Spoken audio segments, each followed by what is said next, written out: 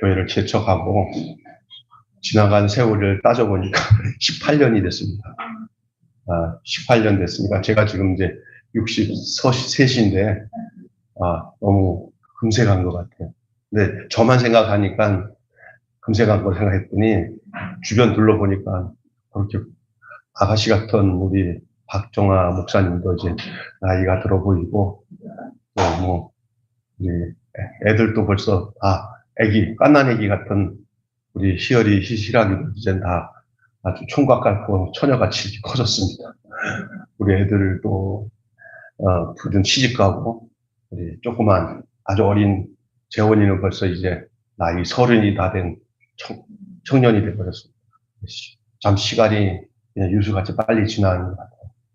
뭘 어떻습니까? 지나간 세월을 돌아보면서 그냥 하나님의 은혜밖에는 말할 것이 없는 것 같아요. 제가 생각. 그리고 요즘 시대에 목회하는 목사님들 참 존경스러워요. 저번에 김상돈 선교사님 에콰도르 선교사님인데 그분 거의 뭐 한국의 조용희 목사님 수준으로 목회를 하신 분이에요. 몇만 명이 되는 그 교회를 하고 한 몇백 개의 신학교가 30년 동안 정말 줄기차게 그 사역을 한 것들 제가 와서 직접 여러분 봤을 거예요. 그분이 그러더라고. 자기가 창녕고등학교 교목으로 있을 때 한 70%, 80%가 다 학생들이 교회를 나오고 교목일 때 요번에 초청 가서 창녕고등학교 갔더니 아이들이 듬성듬성 있고 또 하나는 억지로 교회 나오게 하면은 애들이 고발을 한대요. 그 민원이 들어가면은 학교 선생님이 어쩔 수 없는 이런 악한 세상이. 그래서 에콰도르는 거기에 지금 에콰도르가 아니라 과테말라인데 그 사람이 지금 거기는 80%, 70%가 기독교인이고 브라질 같은 경우는 지금 우리나라보다 선교사를 많이 파송하는 나라가 됐는데 한국은 반대가 돼서 돌아와서 보니까 한국은 목양지가 아니라 선교지가 됐어요. 지금은 한국을 전략적으로 선교해야 될 지역이 됐어요. 그래서 한국에서 목회하는 목사님들이 목회를 거의 못하고 접고 도리어 선교사로 나가는 경우인데 나가도 한국의 목회에서 지원을 못하니까 그것도 못하고 그런 상황에 놓여 있는 것 같습니다. 자비량으로 가서 하면 되겠지만 그래서 지금 얼마나 힘든지 몰라요. 18년 동안 지나가서 보니까 막바지에 교회를 개척하고 여기서 우리 교회가 존재하면서 하나님이 우리 교회를 향한 뜻이 무엇인지를 알고 사역을 하고 있다는 것이 너무나 감사한 것 같아요. 또 돌이켜보면서 이게 목회 전략연구소 이렇게 데이터를 하는 교회 목사님이 이렇게 본 것들을 제가 쭉 살펴보는데 우리 교회가 약점은 젊은 세대가 별로 없어서 약점이긴 하지만 다른 점에서는 굉장히 좋은 점수가 나오더라고요. 이게 뭐냐? 이웃을 향한 사랑과 베품이 우리 교회는 특출나게 하나님께서 인도해 주셨다는 거예요. 아멘. 앞으로의 교회는 지역 사회와 함께 숨쉬지 않으면 교회가 존재할 수가 없어요. 우리 교회는 하나님의 어거지로 할 수 있도록 이렇게 만들어 주셨어요. 그래서 푸드뱅크도 하고 우리 박남수 목사 같이 이렇게 아주 전략적으로 이렇게 일할 수 있는 사역자들을 하나님 보내주시고 그래서 교회가 계속 시간이 지나면 지날수록 교회가 우리가 하나님 앞에 엎드려 기도하며 본질적인 영적 사역과 성령 인도하심과 말씀에 우리가 참여하면서 열심히 순종하고 따르고 지금 있는 세팅되어져 있는 그 사역을 기쁨으로 감사함으로 감당하면은 저희 교회는 어려운 가운데서도 이 교회가 하나님께서 본보기가 될 수 있는 교회로 인도해 주실 거라 저는 분명히 믿습니다. 아멘. 중요한 건 겸손함. 하나님이 하셨습니다. 하나님이 하실 것입니다. 또 이렇게 생각하고 그래서 제가 보는 한국 교회는 목양지보다는 선교지. 우리 교회의 시스템이 선교지 시스템이에요. 지금 사실은 이웃들을 먼저 사귀고 돌보고 그러면서 감동을 주고 그런 가운데서 하나님께서 한 사람 한 사람 택해 주시면 그들을 하나님의 사람으로 양육하고 하는 것들 참 쉽지 않아요. 요즘엔 교회마다 줄어들고 있고요. 이단은 늘어나고 있고요. 지금 현재 우리나라 정권이 이단들을 목을 치듯이 이단을 치니까 그거는 감사해요. 그런데 이단을 치기만 하면 좋은데 교회를 치니까 문제예요. 교회를 치면 하나님 가만 안 놔두거든요. 어떻든 그걸 하나님 무서운 줄 모르면 어떤 지도자도 하나님이 가만 놔두지 않은 거예요. 어느 시대든지. 굉장히 위험한 시대에 누워 있어요. 겁이 없는 거예요. 겁이 없는. 하나님 무서운 줄 모르는. 나는 그래서 기도를 해요. 대통령을 지고 이제 그만 그런 마음이 막 들어요. 왜냐하면 점점 옥죄어 오는 거잖아요. 이제 하나하나씩. 아니면 뭐 이렇게 심판자로서 하나님이 세웠다고 생각할 수도 있겠지만, 그러나 언제든지 심판자로 세운 그 사람이 나중에 심판당에 느부갓네살 세울 때도 심판자로 세웠잖아요. 나중에 하나님이 치잖아요. 다 쳐내요. 쌤 말할 때 겸손해져야 되고, 여기까지다 하고 겸손해지면 얼마나 좋을까 기도하고 있어요. 더 이상 이제 믿는 사람들에게 공포감을 주고 예수 믿는 사람들에게 어렵게 하는 거는 제가 목사이기 때문에 하는 소리예요, 사실은. 예수 안 믿는 사람들이 이런 소리 안 해. 나는 목사이기 때문에. 또 주변에 있는 큰 교회든 작은 교회든 다 하나님의 이름으로 모여서 예배드리는 사람들을 이렇게 감옥에다 집어넣고 그러면 안 돼. 아무리 반대편에 섰다 하더라도. 여러분 기도 많이 하시고 누굴 미워해서 하는 게 아니라 안타까워서. 그런 가운데 우리 매일교회는 이 지역사회에서 묵묵히 하나님이 기뻐하신 일을 감당하며 더 많이 기도하고 더 영혼을 사랑하고 나아가는 우리 교회가 되시기를 주님을 축원합니다. 있잖아요. 성경의 구약의 역사에 대한 오늘 얘기예요. 특별히 이 신약 성경 안에 구약에 이루어진 특별히 출애굽기의 과정을 아주 적나라하게 짧은 성경 구절이지만 다 포함되어 있는 이 본문이에요. 그래서 우리는 이 과거를 특별히 출애굽기 역사를 통해서 과거를 타산지석을 삼아서 거기에 절대 우상 숭배하지 말라, 음행하지 말라, 주를 시험하지 말라, 또 원망하지 말라 이렇게 얘기하고 있어요. 하지 말라고 하는 게 우상 숭배하지 말라. 시작. 우상 숭배하지 마라. 음행하지 마라. 주를 시험하지 마라. 원망하지 말라. 이게 이제 이 거울로 보여주고 있는 내용이에요. 본보기로. 이스라엘이 그렇게 살았어요. 출애굽기 과정 속에. 왜 그런 이야기를 출애굽기에 기록되어서 이 고린도 교회에다가 바울이 전하고 있느냐? 오늘 고린도 교회 성도 너희들이 이것을 거울 삼아 본보기 삼아 너희들이 절대 그렇게 해서는 안 된다. 저도 역사신학을 대학원에서 전공했어요. MDB를. 근데 역사신학을 잘했다는 생각이 뭐냐면 역사는 참 중요해요. 역사를 알고 있는 거, 역사를 공부하는 이유는 뭔지 아세요? 오늘을 정확하게 볼 수 있는 지침이 돼요. 있습니까? 사관이 중요해요. 역사관.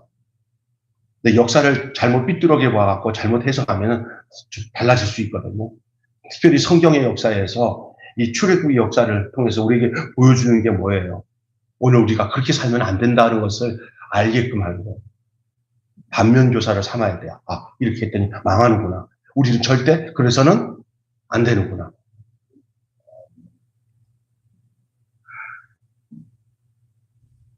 어떤 일을 당해가지고 깨닫는 것보다 성경을 보고 난 뒤에 이미 당한 사람들의 모습을 글로나 역사적인 사실을 보고 난 뒤에 거기에 당하지 말고 거기서 내가 당한 것처럼 생각하고 빨리 뒤바꾸는 것이 지혜예요. 아멘.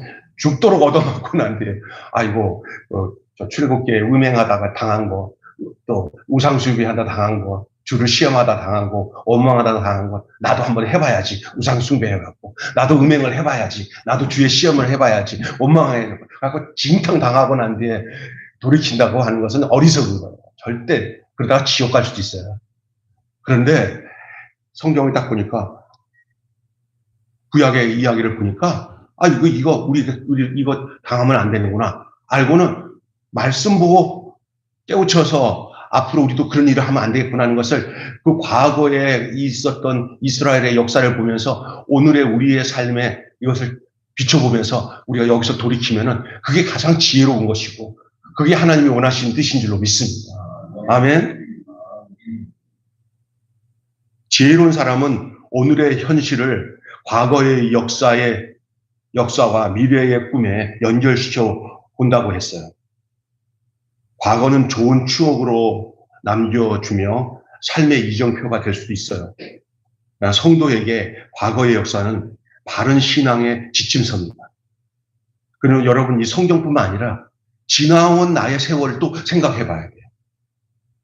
우리가 18년 동안 이렇게 함께 공동체를 위해서 여기까지 왔잖아요.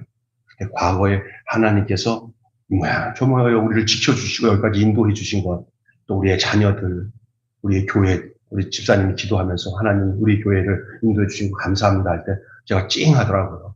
집사님도 나랑 똑같은 마음을 갖고 기도하고 있구나. 정말 하나님의 은혜예요. 이제 교회 문 닫은 교회도 있어요. 목사가 대먹지 못해가지고 교회가 시험 들어서 막 존재감도 없이 사라져버린 교회들도 있고. 그냥 우리 교회는 한 사람을 100명처럼 10,000명처럼 여기고, 교회가 성도가 적다고 해서 그러면 장점을 살려야지. 성도가 적으면 그 한 성도 한 성도를 더 귀하게 여겨야지. 할렐루야. 그게 장점이에요. 어떻게 우리가 이렇게 작은 교회 택해서 하나님이 인도해서 교회를 다닐 때는 여러분에게 뭐가 그게 목적이 되겠어요? 목사님이 많은 성도가 아니까 나를 대해서 또 교인들이 나를 대해서 정말 가족처럼 정말 사랑하고 포부어 주겠구나. 이런 지혜로운 생각을 할 줄 알아야지. 아멘. 또 이 작은 교회 다니면서 목사님을 가까이 하는 성도들은 큰 교회는 목사님들이 가까이 하기에는 너무 먼? 큰 교회는 담임 목사님 만나는 게 가까이 하기에는 너무 먼 당신이잖아. 근데 이 조그만 교회는 가까이 하기는 너무나 가까운 당신이잖아. 그잖아요. 거기에 그들의 삶을 보고 생활을 볼 때 비록 가까이 갈수록 사람 냄새나고 부족한 면이 많을 수 있지만, 그러나 그런 데서 사람이 그 목사님과 사모님의 삶과 그리고 그 애완들, 삶의 애완들을 보면서 함께 거기서 이렇게 그렇게 집을 지어 나가는 거예요, 인생은. 그것이 더 복인 거예요. 가면 쓰고 있는 시대 속에 살잖아요. 도대체 속을 볼 수가 이게 어떻게 있겠어요? 누가 그러더라고요. 한 3년 정도 봐야 그 사람이, 처음에 누가 그러더라고요. 한 3년이나 4년 지나봐야 그 사람이 진짜인지 가짜인지 했는데, 저희는 벌써 10년이 지났어요, 지금. 10년, 14년, 15년 지났어요. 이제는 저에 대해서 알 거 다 알잖아요. 목사님 약점이 뭐고, 그 약점까지도 사랑하면서, 그리고 장점도 많죠. 장점이 있어, 없어? 있어요. 없어, 있어요. 있잖아요. 누가 그러더라고요. 다른 교회 목사님들은 가까이 하기에는 너무나 이렇게 근엄해서 이렇게 한데, 우리 목사님은 그냥 편한 게 있으면 최고예요. 마음껏 얘기할 수 있는 거가. 옛날에 우리 아들이 친구들 데리고 제 집에 막 왔을 때, 애들이 있는데 내가 있었으니까 애들이, 야, 이 아버지다, 이 아버지다. 우리 아들이 딱 들어오면서 뭐라 그러는지 아세요?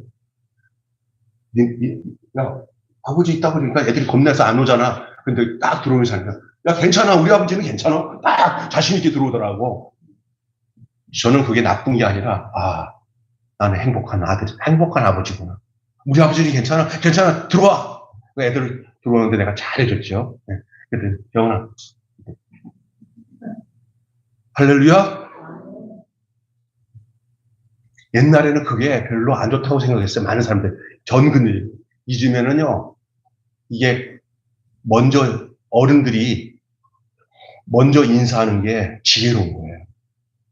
애들이 인사도 안 한다고 이러지 마시고, 지나가다 보면, 야, 아무개야, 너 우리 집 아들이지? 그래.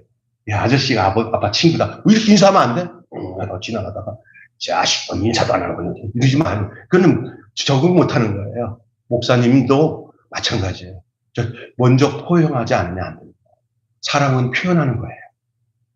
그걸 못하면은 힘든 거예요. 제 장점 얘기하는 겁니다. 저는 그게 하나님 주신 은혜로 생각하고 감사하게 생각해요. 근데 그래도 보니까 아직도 이렇게 저는 이제 뭐에 하나 집중하다 보면은 뒤에 누가 왔는지 모르고 지나갈 때가 많아요. 그래서 오해를 많이 받아요. 아, 목사님 지나가는데도 인사도 안 한다. 제가요, 눈 맞추면 인사하는데 눈 못 맞추면 누군지 몰라서 인사 못할 때는 우리 목사님은 좀 떠서 이렇게 못 보고 있으면은 집중하다 보면 못 본다. 이렇게 이해를 해 주시면 돼요. 할렐루야. 내가 몇 분들한테 인사를 못했다고 그래가지고 내가 얼마나 난 인사 못하는 사람이 아닌데. 근데 내 상황을 보니까 한쪽에 집중하다 보면 다른 사람 그런 걸 못해. 그러니까 그걸 이해를 하시면 그다음에 그래서 서로가 살면서 목사님의 약점이 요거보다 부족한 거를 이해하면서 사는 거예요. 성도들까지도 그런 거예요.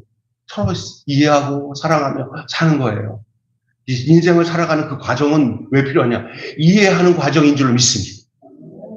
오해하는 과정이 아니라 뭐 하는 과정? 이해하는 과정. 과거의 삶을 이해의 폭으로 바꿔나가는 여러분 되시기 바라요. 그래서 앞날의 삶이 더 복된 삶이 되는 거죠. 과거에 받은 은혜에 우리가 거울로 삼아야 돼요. 하나님이 우리 삶 속에서 행해 주신 그 은혜들. 그 노래 중에 은혜라는 노래 처음에 어떻게 부르죠? 내가 지나왔던 뭐지? 은혜라는 노래가 어떻게 부르죠? 처음에? 집사님?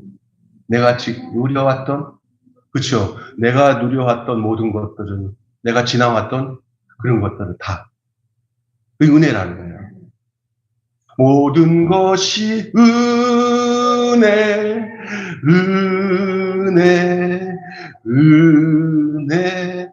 한없는 은혜, 내 삶에 당연한 것 하나도 없어. 다 하나님의 은혜. 때로는 너무 눈물 나는 일들 많잖아요. 어떤 우리 뒤에 우리 헵시바 목사님 네 분이 오셨는데 그냥 두 분만 보면 저는 그냥 가슴이 여기 안에서 막 점여들어요. 은혜이면서도 아픔도 있고. 그런데 그래도 오늘 보면 예수님 앞으로 나오는 삶이 우리에게는 오늘의 은혜예요. 어떤 삶을 다. 내가 정말 저한테 전화 와가지고 목사님 장례 좀 치러주세요 그러는데 그 많은 사람들 중에서 김병수 목사한테 하는 게 제일 편할 거야 하는 그렇게 택점을 받은 게 얼마나 감사한지. 그래요, 나도 속으로 기다렸어요. 혹시 그런 경우 있을 때 저한테 전화했으면 좋겠어요. 가서 따님 장례를 치르는데 우리 규영 집사랑 저랑 우리 집사람 3명만 가서 딱 치르는데 돌아오면서 그 아들 지금 아들을 보면서 하나님하고 기도를 해요. 저 아들을 축복해 주세요. 할아버지 밑에서 애가 하나님 반듯하게 커주세요. 그거밖에 기도가 안 되더라. 두 분도 아마 그것이 가장 큰 기도의 제목이었을 거예요. 근데 잘 하나님 인도하시는 줄 믿습니다. 근데 여기 이렇게 우리가 지나간 세월 중에 여러 가지 슬픈 이런 게 우리는 앞으로도 또 그럴 수도 있어요. 그러나 그 모든 해결은 주님의 은혜 가운데서 다 해결되어지는 거예요. 주님 앞으로 나오는 수밖에 없어요. 여러분이 있잖아요. 저는 천국 가는 거에 대해서는 의심 없이 살아요. 천국 가려고 하지도 않고 안 가려고 하지도 않아요. 지금 내가 예수님 안에 사는 게 천국 갈 수 있는 가장 키포인트예요. 내가 지금 예수님과 살면은 내가 천국 가지 말라고 해도 천국 가게 돼 있어요. 아멘? 근데 사람들이 착각은 지금 예수님과 같이 살지도 않으면서 천국만 가려고 하는 사람들이 많아요. 천국을 가겠다고 하는 소망이 도리어 우상이 될 수 있어요. 그러지 말고 예수님과 함께 사시면 내가 소원을 안 해도 그냥 예수 안에 천국이 있어요. 예수님 앞에 오늘 현재에 나오셔야 돼요. 과거의 나의 모든 삶의 은혜는 현재 내가 예수님 앞으로 나와서 살게 하기 위한 그 모든 밑거름이라는 사실을, 그림자라는 사실을 잊지 마셔야 됩니다. 성경에 나오는 모든 이야기들, 우리에게 주시는 은혜의 이야기들은 현재의 삶에 나에게 주시는 은혜의 삶을 살도록 하기 위한 하나님의 이 징검다리예요, 징검다리. 어떤 면에 그림자. 그러니까 여러분이 과거의 삶에 매이지도 말고 현재의 삶에 그 과거의 모든 은혜들을 유추해서 오늘의 삶에 주님과 동행하며 함께하는 삶을 사는 여러분 되시기를 주님의 이름으로 축원합니다. 두 번째는 경험들 있잖아요. 구약 사건들은 현재를 살고 있는 우리들에게 거울과 경계가 되는 거예요. 그것은 무슨 얘기냐? 현재 우리가 살아갈 때 그 과거의 것들을 잘 생각해야 현재에서 문제를 이겨낼 수가 있고요. 넘어갈 수 있고요. 그리고 딱 보면서 이거 잘못됐네. 성경은 고마운 거울, 하나님의 모습을 비춰주고 나의 마음 모습을 비춰주는 성경은 고마운 거울. 내 인생의 삶을 성경이 비춰주고 또 현재의 삶도 비춰주고 앞으로 갈 것까지도 하나님이 비춰주는 거예요. 이 과거의 경험들은 그 나쁜 것만은 아니에요. 특별히 우리가 타임머신을 타고 이 구약 창세기서부터 해가지고 지금 현재 이르기까지를 싹 훑어서 보는 과정 속에서 내 모습을 보게 되는 거예요. 현재 내 모습. 구약의 사건들을 현재를 살고 있는 우리에게 거울과 경계가 되도록 해야 돼요. 단지 기억으로만 끝내서 안 되고 그냥 역사적인 사실이 이런 게 있었구나라고 하는 그런 단편적인 하나의 취재거리로만 보면 안 돼요. 그게 내 얘기가 돼야 돼요. 내 얘기. 따라서 합시다. 성경의 그때 그 이야기는 오늘 나의 이야기다. 아멘. 그래서 그것을 여러분이 성령께서 여러분 속에 늘 함께 하셔서 여러분이 설교를 듣거나 성경을 읽거나 뭐 여러 가지 성경 공부를 할 때 잊지 말아야 할 것은 과거에 이루어진 성경의 모든 역사, 이 성경은 지나간 다 기록이잖아요. 구약 성경도 그렇고 신약 성경도 현재 나에게서는 과거에 다 지어진 계시의 말씀이잖아요. 이것에 대해서 여러분 어떻게 생각해야 되냐면요. 이것을 생각할 때 그때 그 말씀 로고스가 현재 나의 오늘의 말씀 레마가 돼야 돼요. 무슨 얘기 아세요? 따라 그때 그 말씀이 오늘 나의 말씀이 돼야 돼요. 아멘. 이게 여러분 늘 주님 앞에서 그것이 경험화되는 거예요. 내 안에서 성령께서 그래서 묵상하는 거예요. 그래서 하나님과 동행하여 살고 말씀을 따라 산다는 게 뭐냐? 그냥 피상적으로 말하는 게 아니라 내가 영생을 누렸다는 걸 내가 언제 알았는지 아세요? 난 처음에는 영생을 누린다고 해서 오래 살고 죽지 않고 주님 앞에 가서 살고 내가 예수 믿고 구원받아서 하나님의 자녀가 된 거, 내가 그냥 그걸 내가 내 신념을 가지고 믿으면 내가 영생을 얻은 거겠지라고 생각했는데 저에게 확실하게 내가 영생을 누리고 산다는 걸 안 거는 언제냐면요. 내가 말씀이 나와 동행하고 있다는 걸 알았어요. 살아있는 말씀과 그 기록된 이 말씀이 현재 나의 말씀이 되어서 하나님이 내 안에서 나와 교제하고 있는 거예요. 말씀으로.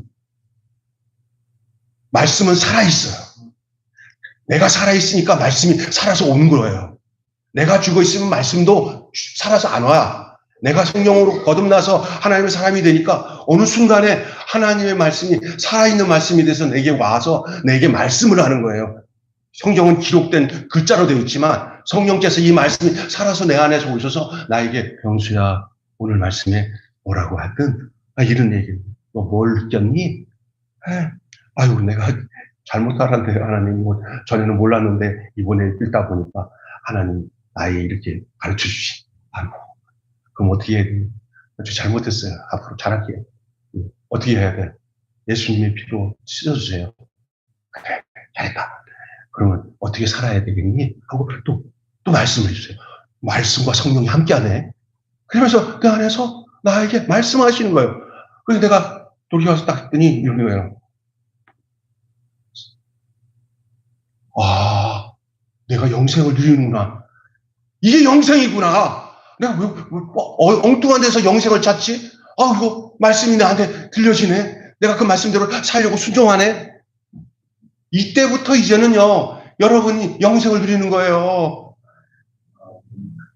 영생이 확실한 거예요. 너희가 내 안에 거하고 내 말이 너희 안에 거하면 무엇인지 원하는 거예요. 내가 이룬다. 영생이 막연하게 이렇게 뚝 떨어지는 게 아니라 주님과 교제하는 거야, 진짜. 성경 말씀이 글자로만 보이지 않고 성령이 내게 내적으로 음성으로 찾아와서 나와 더불어.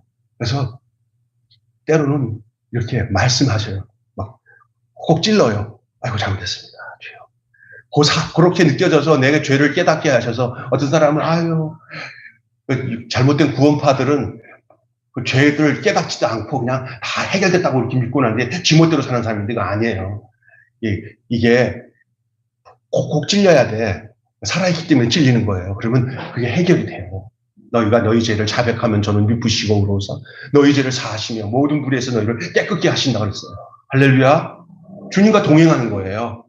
어떨 때는 막 책망을 하셔요. 어떨 때는 막 격려해 주세요. 하나님이 찾아와서 말씀으로. 하나님 멀리 계신 분이 아니더라고요. 이 성경을 통해서 가까이 성령님이 찾아와서 나와 동행하시고 함께 사는 거예요. 그래서 주와 같이 길 가는 거 어떤 세상의 환란이 오고 핍박이 오고 좋은 일이 와도 이런 데 넘어가지 않아요. 나쁘다고 어렵다고 힘들지 않아요. 주님과 함께 있으면 어떤 상황도 다 이겨내요. 거기 안에 뜻이 있고요. 하나님의 인도하심이 있고요. 할렐루야. 여러분, 가장 큰 축복이 내 환경에서 뭔가 이루어지는 게 아니라 나와 이 환경 속에서 함께 하시는 주님이 함께 하는 것이 가장 중요한 거예요.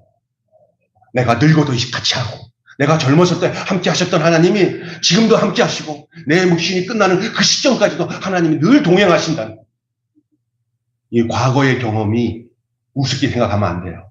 더 성경에 이루어진 그때 그 말씀들. 성경을 딱 펴놓고, 저녁에 이렇게 펴놓고, 성경을 펴놓아서, 자, 이제 뭐라고 말씀하냐면 흥분이 돼. 주님이 오늘 나한테 뭐라고 말씀하시는지. 아멘.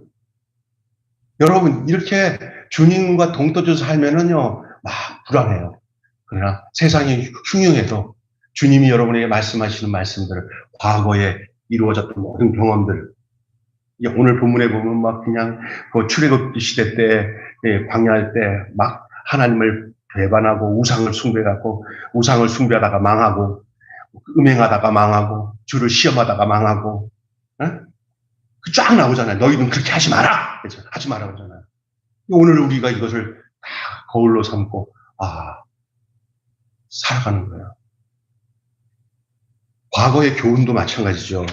나의 현재는 과거의 소산이에요. 지금 이루어지는 거 다 과거에 하나님이 다 계획하시고 인도하시는 거예요. 제가 저번에도 얘기했죠. 김병수 목사가 이렇게 끌어다녀가지고 이렇게 막 지금 하는 일들을 저는 굉장히 자연스럽게 하고 있잖아요. 남들이 목사님 그렇게 이거 푸드뱅크 하는데 이렇게 여유롭게 잘해요. 그래서 이게요 과거의 소산이에요. 얘기해야 되게. 제가 군대 갈 때 하나님이 군대에서 어디로 나를 인도했냐면 전방 야전 군종으로 인도했어요. 나는 몰랐어 그때. 군종으로 가서 여기다가 더블백에다가 껌, 사탕, 오미자차, 커피 이거 다 해가지고 전방 소초 14개 소초로 올라가갖고 한 소초 돌아다니면서 걸어가면서 그 소초 다 들려가지고 커피도 끓여주면서 야근자 방문도 하고 그렇게 군대 생활을 했어요.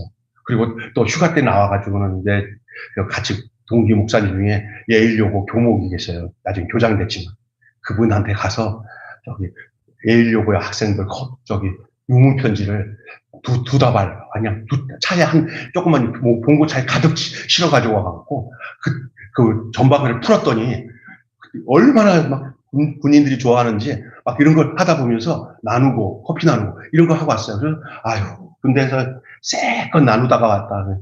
또, 홍정길 목사님이 불러가지고, 가서 인사드리고, 또 거기서 그 유문 물품을 다 끄집어가지고, 또 첨벙배에다가 다 갖다 따오는 거죠. 오다를 여기 민간인교회 가서 군인교회에다 따오는 거예요. 요즘 같으면 푸드뱅크에서 물건 실어오는 것처럼 실어오는 거. 나 그거는 아무 생각 없이 해왔는데 오늘 와서 나를 돌아와서 보니까 내 과거의 인생의 삶이 보니까 이런 일이 별로 어렵지 않게 잘해요. 근데 왜 그럴까 했더니 군대의 소산이에요. 과거에 내가 그렇게 하나님이 하도록 하신 거예요. 이게 이거보다 나의 현재는 과거의 소산이구나. 내가 뭔가를 경험하는 것들은 다 하나님이 나중에 쓰시기 위해서 하나님이 하시는 거예요. 우리 박남수 목사님도 마찬가지예요. 여기 오시기 전에 우리 교회 바닥 공사하는 거 주일창 회장이 하는 그거 때문에 왔어요. 근데 그 전에 그 일들에 대해서 전문가로 하나님 훈련을 시켜가지고 오고 난 뒤에 지금 와서는 돌이켜보면 아마 다 그런 일이에요. 그렇게 이웃을 사랑하는 일들이 그렇게 연결되는 거예요. 여러분, 나의 현재는 과거의 소산이다. 시작. 나의 현재는 과거의 소산이다. 미래는 과거가 주는 지혜의 앞날에 대한 소망으로 이루어져요. 나의 삶을 돌아볼 때 내가 내 자신을 지킬 수가 없었어요. 나의 삶을 돌아보면 나를 지킬 수가 없었어요. 하나님이 지켜주셔서 이제 여기까지 오신 거예요. 지금까지 지내온 거 주의 크신 은혜예요. 내가 한 거 하나도 없어요. 당연한 것 하나도 없어요. 만약 여러분이 내가 한 게 당연한 거라고 생각할 때부터는 은혜는 떠나간 거예요. 은혜는 내가 한 게 하나도 없이 여기까지 하나님이 인도하셨다는 거예요. 아멘. 그게 내가 살 길이에요. 내가 하나님께 버림받지 않는 길은 뭐냐? 모든 것은 주님의 손으로 하셨다. 여러분 요즘에 역대하 보면은 그 솔로몬의 고백을 보세요. 그가 아주 엄청난 성전을 졌도 자기가 했다고 안 해요. 그의 손으로. 할렐루야. 그의 손으로. 하나님이 지켜주셔서 이제까지 온 거예요. 우리 매일교회에 어떻게 보면 세상적으로 볼 때는 해놓은 게 뭐이냐지만 안 그래요. 네? 여러분이 그 증거예요. 여러분의 믿음을 지켜오고 교회를 여기까지 인도해오고 또 앞으로도 이 지역 사회를 위해서 우리 교회가 내가 주변에 보잖아요. 이렇게 알게 모르게 그러면 우리 교회에 대한 소식을 좀 이렇게 내가 이렇게 모니터링 해요. 그러면 다 매일교회 좋대요. 왜 그런지 얻어먹은 거 있으면 다 안 좋은 사람이 없어요. 그래서 여기다가 빵떡을 내 건물에도 다 한 번씩 나눠주잖아요. 나눠주면 그 나눠주는 순간 사람들의 마음이 좋아지는 거예요. 요즘 집사님들이 그걸 느낄 거예요, 아마. 요즘에 우리 집사님들은, 부처님 다 알아서 나눠주세요. 그랬더니, 나눠줘 보니까 그 결과가 어디를 가든지 다 좋아하는 걸 느껴지는 거예요. 그럴 때, 하나님이 주시는 영적 그 존재감을 느껴요, 자존감. 아이덴티. 내 거가 아닌데, 내가 주님 뜻대로 나눴더니, 이렇게 모두가 행복해 하는구나. 좋게 하는구나. 근데 어떤 사람들이 이거 목사가 말이야 복음이나 전하고 기도나 열심히 하지 왜 그런 걸 해요? 여러분 기도하고 복음 전하고 하는 모든 결과가 예수님처럼 사는 이런 선한 일이 열매로 나타나기 위해서 하는 거예요. 지금 내가 이렇게 막 이웃들에게 하는데 어떤 사람들 목사님 기도나 하고 저 설교나 열심히 준비하세요. 안 하지 않죠. 저는 매 아침마다 저녁마다 퀴즈 문제 하고 하죠. 다른 사람보다 더 많이 한다면 할 수 있어요. 이것도 잘못하면 용서를 빌어야 될 일이 있겠지만 그런데 저는 결과가 뭐냐면 내 삶 속에서 이웃들과 성도들과 함께 이웃에게 선한 영향력을 주고 선한 일에 힘쓰는 거죠. 나를 베풀고 나누는 일. 성경 읽는데 그게 없어. 기도를 많이 했는데 그게 없어. 나밖에 몰라. 그게 뭐야? 그 열매가 어디서 나는 거예요? 하나님 말씀을 여러분 묵상하고 은혜 받은 그 결과가 뭐로 나오는 거예요? 나를 위해서만 사는 게 그게 열매예요? 아니에요. 그러니까 천국만 가는 게 열매예요? 이 땅에서 천국을 누리도록 안내할 수 있는 삶을 내 삶을 통해서 나누고 베푸는 일들이 선한 일에 힘쓰는 자가 되게 하기 위해서 새로 지음을 받은 자들이 아닙니까 우리가. 그것은 목적을 안 두고 너희가 그 은혜를 인하여 믿음으로 말미암아 구원을 한다는 이거 너에게 난 것이 아니요 하나님의 선물이라 행위로 말미암지 않니 누구든지 자랑치 못하게 행위로 말미암지 않으니까 자랑치 못하니까 우리는 맨날 기도하고 말씀만 보고 살면 되고 이웃도 돌아보지 않아. 욕심만 가득 차. 아니야. 내 삶을 통해서 남에게 나누고 베풀면서 예수님이 이렇게 살았다는 것들을 내 삶을 통해서 나타나는 것이 말씀의 열매로 기도의 열매로 성령의 인도하신 열매로 나타나는 그 새로 지음 받은 사람 그 사람이 그게 주님 우리에게 주신 기도의 목적이요 말씀의 목적이요 영적 생활의 목적인 줄 믿습니다. 그런 면에서 우리 매일교회가 굉장히 차원이 끝점에 와 있는 교회예요. 열매를 맺는 쪽에 와 있는 목적이에요. 있습니까? 근데 요게 목적이 되는데 그 기도, 말씀 이런 것들 다 제하고 요걸 목적으로 가면은 망해요. 그러나 말씀과 기도와 영적인 사역이 함축된 상태에서 거기서 나오는 열매로 그 새로 지음받은 자로서 선한 일에 힘쓰는 그 열매가 나타나야 되는 거예요. 기독교가 왜 이렇게 비참하게 되는지 아세요? 기도 많이 해요. 전도 많이 해요. 교회 크게 져요. 다 해요. 그러나 세상을 향해서 선한 영향력을 하나도 끼치지 못하고 저것들은 욕심만 부리는 교회다라고만 보여진 거예요. 예수 안 믿는 사람들의 눈에 보이는 것이 별로 신통치 않다고 생각하죠. 그게 좀 반대로 하나님의 눈일 수도 있어요. 그들이 감복이 돼야 돼요. 예수 믿는 사람을 통해서. 교회가 정말로 하나님의 영광을 드러내는구나. 예수님의 모습이 보이는구나. 하나님이 베푸시는 은혜가 교회를 통해 나타나는구나. 그게 뭐예요? 이 땅에서 아주 엄청난 영광을 누리는 외형적인 모습으로 그것이 영광인 줄 아세요? 이미 그 끝났어요. 이제 그 아니에요. 그거는 속고 이제는 안 속아요. 사람들이, 젊은 사람들이. 어떤 사람이 다시 말해서 그리스도인들이 어떻게 예수님처럼 살아가는 그 모습을 한 모퉁이에서 조그맣게라도 그걸 내놓고 한 구석이라도 비치고 사는 것을 하나님이 원하시는 줄 믿습니다. 우리 매일교회가 큰 안에 요 발산동에서라도 진짜로 예수님의 원하는 빛과 소금을 드러내며 사는 것을 하나님이 원하셔요.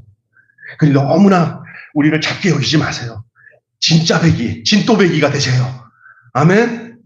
그냥 세상에 허황된 그런 외형적인 교회를 본받아서 우리도 그렇게 했으면 좋겠다. 이런 건 이미 끝났어요. 그거 아니에요. 저 일에 생명의 미랄이 되어서 그것이 심어져서 그게 싹이 나고 잎이 나서 열매를 맺는 데다가 우리가 썩어지고 우리가 묻혀져서 그 일에 사역에 감당하는 그런 마음을 여러분 가시고, 그렇다고 해서 영적 교만에 빠지지 마시고 다른 방법으로 일하는 모든 사람들에 대해서 박수치면서 하나님 저들을 통해서도 하나님 일하시게 해주시고 감사합니다. 우리에게 택해 주신 그 뜻과 그 하나님의 인도하심과 부르심에 우리는 순종하면서 우리 매일 교회는 뭘 통해서 하나님을 기쁘시게 할까? 그러면 제일 하나님이 이끄신 대로 순종하는 그것이 그거예요. 제가 보니까 우리 집사람이 너무 힘드니까 반찬 봉사나 이런 거 하지 않았으면 좋겠어. 그래야 교인들에게 식사도 하고 그러지. 이거 하다가 저거 하다가 두 가지 하니까 다 못해. 이런 얘기를 해서 집사람한테 그랬어요. 여보, 하나님이 우리에게서 적극적으로 이끌으시는 일에 우리가 순종하면서 절대 욕망하지 말고 하는 일을 하다 보면 그 부족한 부분을 또 채워줄 수 있는 사람들을 하나님 보내주시고 그게 감당하니까 절대 이렇게 빠짐받지 말고 다 어려운 줄은 알아. 집사님들이 여러 가지 일을 하다 보니까 힘든 줄은 알아. 그러나 우리에게 큰 축복이 뭐냐고. 남들이 할 수 없는 일을 하나님 우리에게 이끌어준 게 뭐냐고. 뭐예요? 남들이 할 수 없어. 우리 진짜 다른 목사님들이 그러더라고. 지금 와서 상하고 보니까 매일교회 아니면 할 수 없는 일을 우리는 하나님 우리에게 주신 게 있더라고요. 순종하면서. 자랑 삼지 말고 감사하게 받고 겸손하게 그 일을 감당하면서 나가다 보면 18주년이 지났잖아요. 머지않아 몇 주년 지나면은 하나님이 마지막 꽃이 핀 다음에 뭐가 맺어요? 그래요. 꽃이 탁 피면서 열매 맺는 날이 분명히 올 줄로 믿습니다. 하나님의 나라가 확장되어지는 일은요, 사람이 하는 일은 째째해요. 하나님이 탁 시작하기 시작하면요, 생각밖에 하나님의 역사가 여물어지는 거예요. 아멘.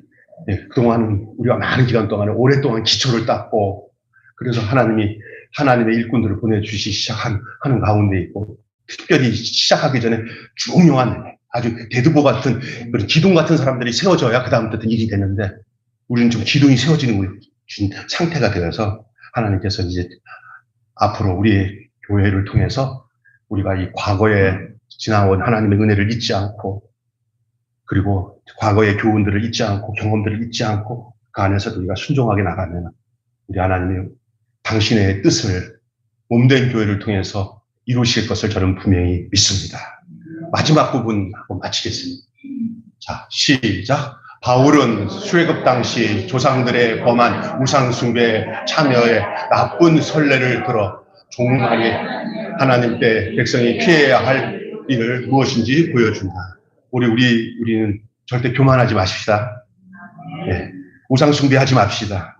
하나님보다 더 좋아하는 게 다 우상이에요. 그러니까 여러분 이걸 근거해야 돼요. 어떤 게 왜 이렇게 보여진 게 우상이 아니고요. 내가 하나님 자리를 차지하고 있는 그게 우상이에요. 여러분 그 쉽지 않고요. 근데 늘 그걸 인식하셔야 돼요. 나는 하나님보다 더 좋아하는 거 없어. 그 다음에 이제 내 아내야.